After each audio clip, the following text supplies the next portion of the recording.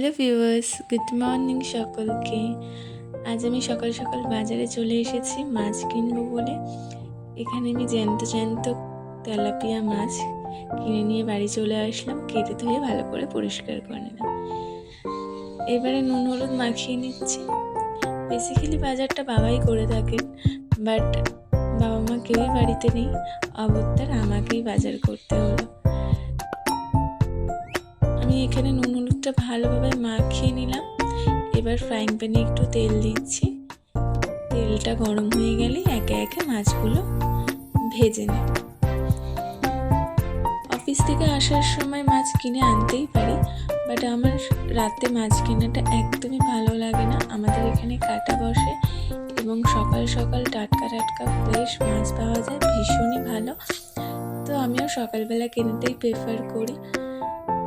মাছগুলো কিন্তু উল্টে পাল্টে লাল লাল করে ভেজে নিচ্ছি। আজ আমি তেলাপিয়া মাছের ঝাল রান্না করছি। মাছ ভাজা অলমোস্ট হয়ে গেছে। মাছ ভাজাগুলো আমি একে একে তুলে নিলাম।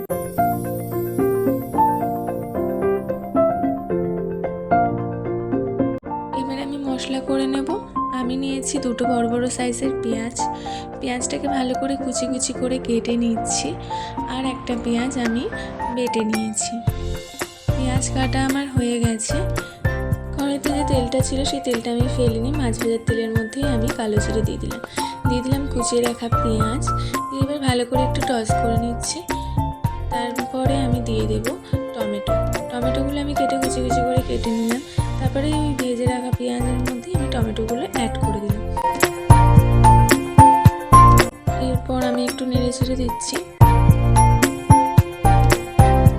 তারপরে দিয়ে দিলাম পেঁয়াজ বাটা।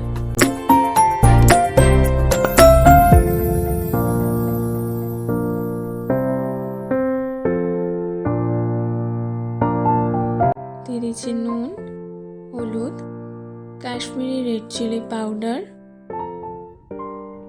আর একটু জল দিয়ে আমি মশলাটাকে ভালো করে কষিয়ে নেব যতক্ষণ না মশলা থেকে তেল ছাড়ছে। মশলাটা বেশ ভাজা ভাজা হয়ে গেছে। আমি গ্যাসের ফ্লেমটা কম রেখে আরেকটু কষতে দেবো। মশলাটা একটু ভাজা ভাজা হোক, ততক্ষণে আমি একটু সর্ষে আর লঙ্কা এটা বেটে নিলাম। আমাকে দিদা বেটে দিচ্ছে, আমার অল টাইম অ্যাসিস্ট্যান্ট, সব কাজে আমাকে হেল্প করে। যাই হোক, আমার এখানে সর্ষে বাটা হয়ে গেছে, আমি মশলার সাথে অ্যাড করে দিলাম। এবারে মশলাটাকে ভালো করে কষতে দিতে হবে। আমার রান্নাগুলি আপনারা কে কোথা থেকে দেখছেন আমাকে কমেন্টে জানান, এবং আপনাদের কেমন লাগছে সেটাও আমাকে কমেন্টে জানান। আমার ভীষণই তাহলে ভালো লাগবে। এবারে আমি একটু মশলার মধ্যে জল অ্যাড করে দিলাম। জলটা দিয়ে আমি আবারও মশলাটাকে ভালো করে কষিয়ে নেব যাতে কোনো কাঁচা গন্ধ না থাকে। তো আমি একটু চাপা দিয়ে দিলাম, ততক্ষণে একটু কড়াইশুঁটি ছাড়িয়ে নিই। কড়াইশুঁটিগুলো আমি ছাড়িয়ে নিয়েছি।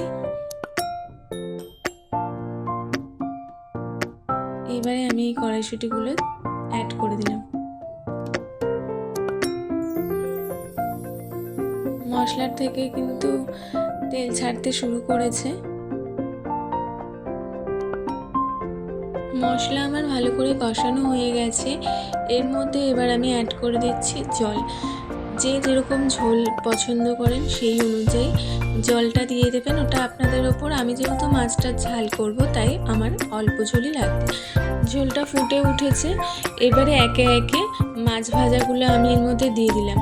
মাছের ঝোলে যখন ফুটে উঠেছে আমি আর একবার একটু পাশ ফিরিয়ে দিচ্ছি যাতে মশলাটা ভালো করে মাছের মধ্যে ঢুকে যায় এবং খেতে টেস্টি লাগে। আমার মাছের ঝোল কিন্তু অলমোস্ট ডান হয়ে গেছে। এবারে এর ওপর থেকে আমি একটু ধনিয়া পাতা কুচি অ্যাড করে দিলাম। ব্যাস, আমার কিন্তু তেলাপিয়া মাছের ঝাল একদমই রেডি। আমি প্লেটিং করে দিয়েছি। দেখতে যেমন সুন্দর হয়েছে, খেতে কিন্তু দুর্দান্ত স্বাদের হয়েছে। তো চটপট দেরি না করে তৈরি করে ফেলুন এরকম তেলাপিয়া মাছের ঝাল, আর আমাকে কমেন্টে জানান আপনাদের কেমন লাগছে। আমার রান্নাগুলি যদি আপনাদের ভালো লেগে থাকে তো আমার চ্যানেলটিতে লাইক, কমেন্ট, সাবস্ক্রাইব করতে একেবারেই ভুলবেন না। Thank you for watching. Have a nice day. আজকের মতো টাটা।